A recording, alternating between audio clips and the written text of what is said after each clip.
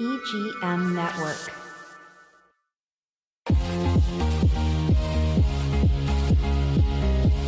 From Studio A in sunny Florida, welcome to Beauty and the Beach Radio, where it's all about who's beautifying Vero Beach. Today's show is brought to you by Dale Sorensen Real Estate. And here's your host and glamour girl, makeup artist, Cindy Getz. Hey guys, welcome back to Beauty and the Beach Radio. We hope you've had a great week. And today we're going to be talking about beauty's dirty little secret. That's right. Hang on, so you know what I'm talking about. It's big, it's crazy, but stick with me. So listen to this, guys. All right. A study published in March 2023 showed that a growing plastic smog, now estimated to be over 170 trillion plastic particles, is choking our oceans, which means our, of course, beautiful Atlantic Ocean as well. And the research states that urgent solutions are required. Now, one of the biggest issues we face right now, all right, is microplastic pollution. Microplastic pollution, which also affects human health. Okay, that is what we're talking about today. It's a big one. Now, human consumption of microplastics has increased sixfold worldwide since 1990, mapping microplastic ingestion across 109 countries. So yeah, if you're drinking out of a plastic bottle, put it down right now, okay? Now, microplastics are tiny plastic particles commonly found in a wide range of products, including, you guys, cosmetics.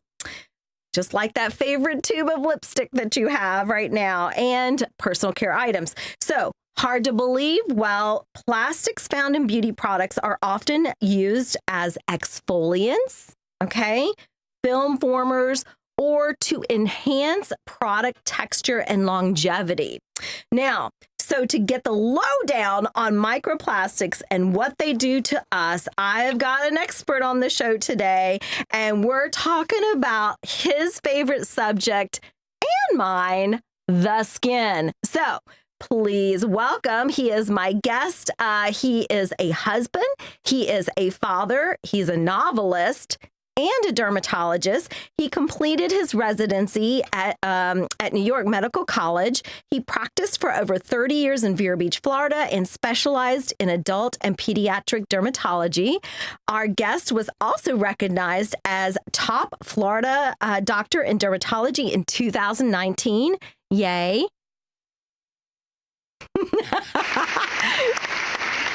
Way to go, Cindy. He recently concluded his practice at Advanced Dermatology and Cosmetic Surgery. Currently, when he's not traveling, he serves as the lead dermatologist volunteer for We Care, a nonprofit medical center that provides services to low-income residents right here in Indian River County. He's definitely beautifying Vero Beach.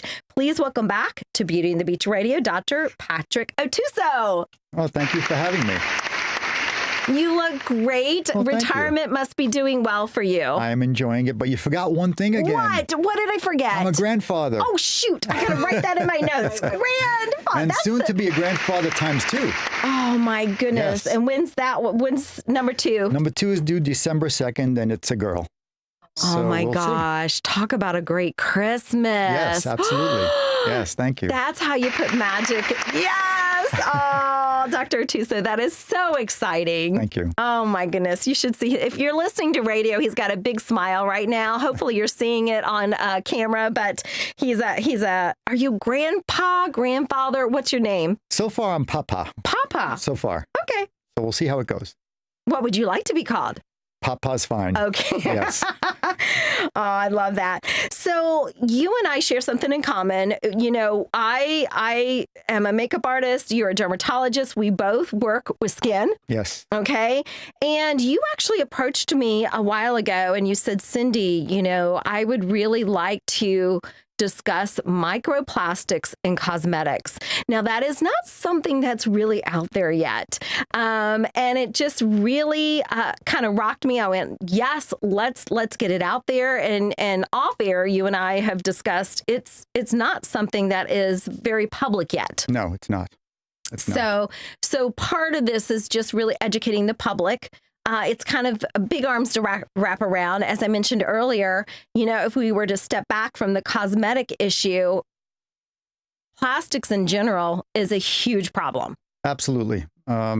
It's entering our oceans, our rivers, our streams through many different conduits. And once it gets into that arena, it then winds up in the food chain, which obviously affects us indirectly.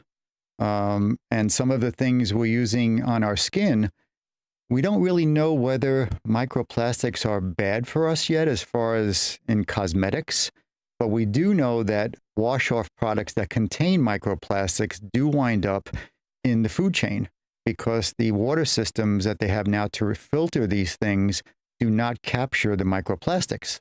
So they wind up in our food. So for instance, salmon. Yes. So salmon's is being raised, in water that is piped out with plastic. We eat the salmon. Yes. And then autopsies down the road show that we have, I'm really simplifying, people show that there's plastics, in our bodies. Absolutely. So that's just one very generic way of finding that in our bodies. Well, it's scary because we found now that microplastics do pass through what's called the blood-brain barrier. So it winds up in brains. It also passes through the placenta and winds up in fetuses and embryos. So the question is, do these microplastics have any bad effects on us? And there's not a lot of research out there right now saying yay or nay. But some studies, which are non-human studies, have pointed to the fact that these microplastics can cause issues such as Alzheimer's. One study points toward potential for lupus-like changes. Another study points toward kidney issues, liver issues. So I think we're really touching the tip of the iceberg when it comes to microplastics, which is why I'm trying to get this information out both to consumers and also to physicians who may not know much about this. So for those that are, when I introduce the show, we're talking about cosmetics and you've got men out there going, okay, I don't wear makeup. This has nothing to do with me. It still has everything to do with them because I want them to see the bigger picture. And you mentioned that in a certain amount of time, I'd like for you to tell the audience about the fish and the plastic. Well, it's sad because, and I started on this endeavor when I was studying years ago in marine dermatology, discussing issues regarding envenomations of fish and so on. And I came across an article regarding dolphins who are now ingesting and inhaling microplastics. So it's not just a female problem with cosmetics because we're now finding these microplastics are being used in shampoos, conditioners, body moisturizers, even some toothpaste. So we're all coming in contact with these microplastics one way or another, and we probably ultimately can never completely get away from them, which is sad. That's a very good point. So whether you are ingesting it, whether you are putting a cream on your body, whether it's from the ocean, like a dolphin or a salmon, or not, salmon, but one way or another, it's going to get you. Yes, and we're also inhaling it. Some of these plastic products, which are not making it to recycling, so to speak, wind up in incinerators, getting burned. And when they're burned, the microplastics are then placed into the environment in the air, which we then breathe. Wow. It's so big here. So our sources of microplastics, you pretty much just covered, but just give them kind of another. So the sources of microplastics, your plastic litter. Water bottles. Many of the products we use are made of plastic. The unfortunate thing is that once we use them, only 5 or 6% of plastics are getting recycled, which is sad. The rest, as I mentioned, are winding up in landfills, becoming incinerated, and winding up in the waterways, and even in the food supply, even on farms where they're using some of this, what's called sewer sludge, actually as fertilizer. And the sewer sludge contains the microplastics, which then wind up in our food from farmers. Oh my goodness. And for those that have the blue bins and and no offense to our counties, but US worldwide, whatever, you're saying that even though you're recycling, it's not all getting recycled. Most likely it's not. Whether it's Vero Beach or not, I cannot say. But in general, as a general statement for United States recycling, it's approximately 5 to 6% of what we're thinking is getting recycling. So even though they're buying all these, plastic bottled waters and Gatorades or whatever it is, they're like, oh, I'm doing my part. Well, that's not enough. Well, the problem with that also is that with plastic bottles, if you're drinking bottled water, you mentioned it originally, the filters for water use nylon, and nylon is one of the filtration devices, which then breaks down over time, creating what's called polyamide. That's one of the more common plastics. So the microplastics of polyamide wind up in our water that we're drinking from the plastic bottles. So we drink probably in each bottle of water, on average, research shows is about 240,000 nanoplastic particles in each bottle of water. Wow. Now, correct me if I'm wrong, doctor, but I believe plastics came out during wartime to make it easier for the soldiers. Mm-hmm. And what's happened now, it's been so freaking convenient and easy that we now we don't even think about the consequence. It's just easy, easy, easy. Our containers that hold our food, Ziploc bags. Yes. I mean, it's everywhere. It's everywhere. Yes. And the problem with the plastics is that in general, it's easier to create new plastic cheaper than to recycle older plastic. So that's one of the problems. And we've had plastic now since 1907. It was originally created, the first fully synthetic plastic.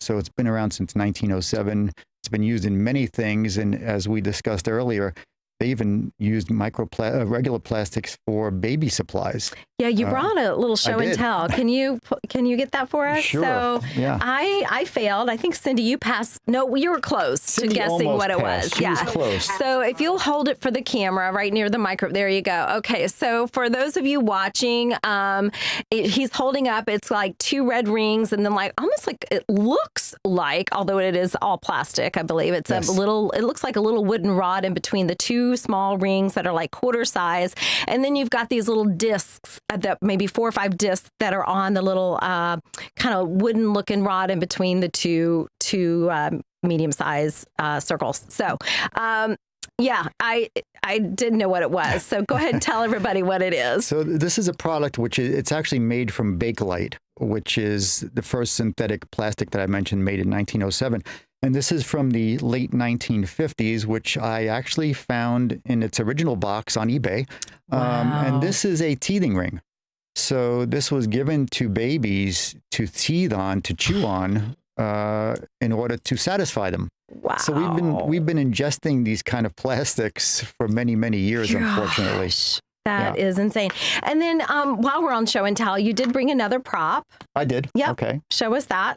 This is the newer biodegradable styrofoam, which now degrades usually within 5 years, as opposed to regular styrofoam, which may take up to 500 years to degrade. So I'm hoping that more and more institutions use this product in order to at least somewhat alleviate the problem with styrofoam. Let me make sure people heard you. 5 years versus 500 Yes. years. Yes. That's crazy. Yep. Wow. And more restaurants and certain retail spaces, they're promoting that, aren't they? That, using. Well, this one, for instance, I got from a local golf course. Okay. So, and I was very happy to see that. Yeah, absolutely. Yeah. All right. So, so the exposure routes, inhalation, which I don't think people even think about. It's true. That's true. So give us an example. You did earlier, but go ahead and give us an example of that. Well, as I mentioned, the microplastics are found, they become aerosolized in the air, either from incineration, or they could also become aerosolized as products break down over time in landfills. So, for instance, sunlight degrades plastics, and as they degrade, they then become aerosolized into the air. Whoa. Okay. obviously ingestion, and then of course dermal contact. And clothing. Yes, clothing.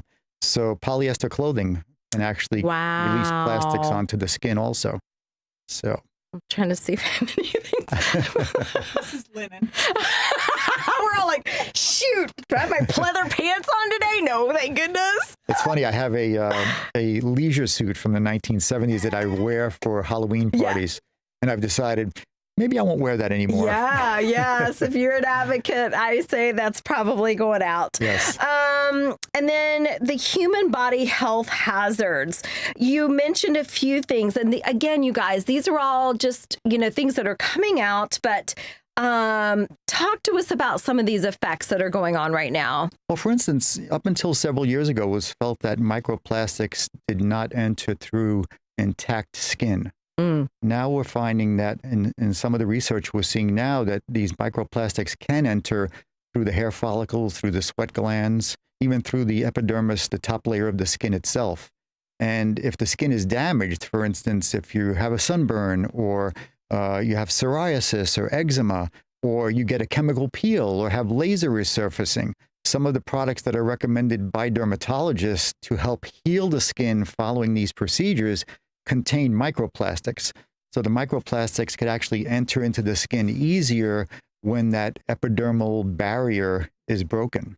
All right. So let's go subcellular. So, okay, it enters and it actually metastasizes. So talk to us about, metastasis. Well, it's probably not the right word. Metastases are usually recommended more for like cancerous kind of things. But what happens is the microplastics get into the cell, and to keep it simple, they actually cause changes in the cell, which then can cause problems such as potentially, when we're not sure yet, we don't know, it may potentially cause skin cancer or cancer elsewhere, or be associated with some of the other things that I mentioned, psoriasis-like changes, eczema-like changes, lupus.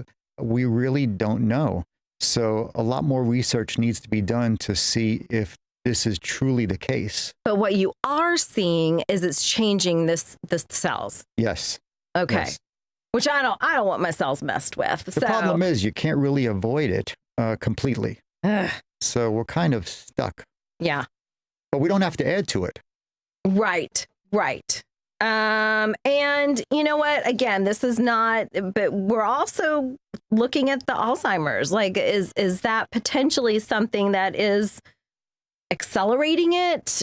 We don't know. They're finding now in patients who have had dementia post-deceased, so to speak, when they examine the brains by autopsy, they're finding microplastics in the brain.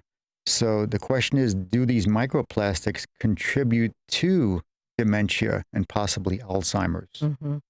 We're going to have to go to a station break. I did make a list of some things to look for in your cosmetics. We'll get to that. It's like 7 or 8 things. We'll get to that. And actually, Dr. Otusa mentioned a couple of them already. So we'll do that when we come back from break. But before we go, it's been a little overwhelming. What advice do you have for people? Because plastic is everywhere. What kind of simple advice do you have for people right now if they want to make a quick change? Well, one thing to do is to get an app on your phone called beatthemicrobead.com. It's not .com, I'm sorry. It's Beat the Microbead. It's an app you could actually apply to your cell phone. And what it does is you actually can take a picture of ingredients in your cosmetics, and then it will tell you if it contains microplastics. Wow. So that's one thing you can do to try to avoid these kind of substances. Okay. And then drink out of a glass. It's always good to drink out of glass. Even that's not 100%. Reverse osmosis filtration works really well, but nothing is 100%. Right. Okay. Well, you guys, we need to go to a station break, so stay with us. We'll be right back.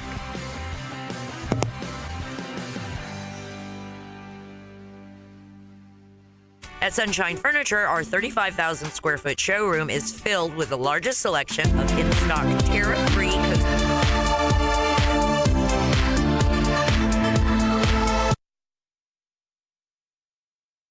At Sunshine Furniture, our 35,000 square foot showroom, is filled with the largest selection of in-stock tariff-free coastal furniture on the Treasure Coast. Dining and bedroom sets, occasional tables, sofas, sleeper sofas, love seats, and chairs in the latest styles and colors from Tommy Bahama, Lexington, Hooker, Four Seasons, Braxton Color, and Capri. We're the outdoor furniture experts and have hundreds of styles of any patio furniture you need, including a gallery of American-made Telescope, Berlin Gardens, and Pollywood, all with no tariff ever. We specialize in fire pits, outdoor rugs, umbrellas, and replacement cushions. Right now, we're having a summer sale with lots of great markdowns and discounts on everything you need for your Florida home, including all pictures, lamps, and accessories half price. Sunshine Furniture, $12.95 US 1 in the Publix Plaza, Vero Beach. Don't forget to visit our outlet store directly across the street, filled with lots of name brand closeouts and sale items. Come in now for our summer sale and visit our website at sunshinefurniturecasual.com. Sturgis Lumber is more than just lumber. Timber! Residential, commercial, and industrial applications. Sturgis has all of the hardware to help with your project. Visit SturgisLumber.com. 4 generations strong, Sturgis Lumber and Hardware. More than just lumber. Cindy gets. She totally gets it. Oh my gosh, did you see my prom makeup? She so gets it. Dude, did you see her before and after makeup on Instagram? That makeup girl gets it. My wedding makeup was so amazing, and my makeup artist, she totally gets it. My senior photo makeup rocked. She gets it. You should see her new Facebook profile. Her makeup artist really gets her. My eye makeup is so on fleek. Thanks, Cindy Getz. Cindy Getz Makeup Artist, 772-633-4030. She gets it! Hey guys, we're back. I'm Cindy Getz, your host. And we want to thank Dale Sorensen Real Estate for making sure we're on air and sharing great stories like Dr. Otuso has for us today, making sure you stay healthy. So whether you're buying or selling, reach out to them, 772-231-4712. You can also find them at sorensenrealestate.com. We also want to shout out to Varietals and More. They always make sure we take care of our guests with our beverages. So Varietals and More, you can find them at Royal Palm Point, and mention Beauty and the Beach Radio. You do get a 10% discount. I am back with Dr. Patrick Otuso, a wonderful dermatologist here in Vero Beach, Florida. And, this is big, Dr. Otuso. What are kind of your final thoughts? And before we do, you mentioned a great app to look for ingredients, but just mention a few ingredients that are kind of most popular. You mentioned nylon. You mentioned the polyethylene. Yes. Yes, polymethyl methacrylate. These are all products that are found in cosmetics and even some products that are used as filler, for instance, for wrinkling. Right. So to speak. Okay. So one needs to be aware of these things and check your ingredient lists. So for instance, a lot of times when you go online and you see a product that's been touted as being great for wrinkling, it'll tell you the active ingredients, but it doesn't tell you the inactive ingredients unless you look for them. So off air, you were mentioning the big problem in the cosmetic industry that we're talking about is that they're not putting these things on the labels. Well, they're putting the ingredients on the labels, but they're not putting what the ingredients actually are. So for instance, I believe, this is my personal opinion, that the label should state whether or not a product contains microplastics. Sure. That way the consumer is aware of what they're using. Sure. Because a lot of these products, a lot of these chemicals, the everyday person is not going to know what it means. Right. Someone sees polyethylene, they may not know that that's a microplastic. Right. Makes sense. So that's okay. So I know you'll work on that. I'm trying to. Yes. Contact, the local powers that be. Yes. So any final thoughts now with what's going on with recycling, with cosmetics, with microbeads? What would you say? Well, actually, you mentioned the microbeads. Microbeads now, the plastic microbeads have been banned since 2015. Okay. We actually have an act here in the United States that was passed in 2015 preventing us from using those further. Wow. So that's excellent. Which was used a lot for exfoliation, right? Absolutely. Yeah. Yes. they're now working on actually avoiding the use of glitter in cosmetics because some of the glitters are made of microplastics. Whoa. So that's something else that's being worked upon. So I think the consumer needs to be more aware of the potential problems of these microplastics. And again, we're not sure that they're harmful or not. Okay. So I think we need to work more on that. All right. Well, get the app. Beat the microbead. Microbead.com. Beat Not the- com. Forget I keep saying .com. Beat the microbead. Beat the microbead and do your part. Maybe one less plastic thing that you buy from the grocery store would help, right? Absolutely. All Get right. bottled water and glass. There you go. And we are drinking out of our glasses We today. So, guys, thank you. And you guys stay healthy out there. Love you guys.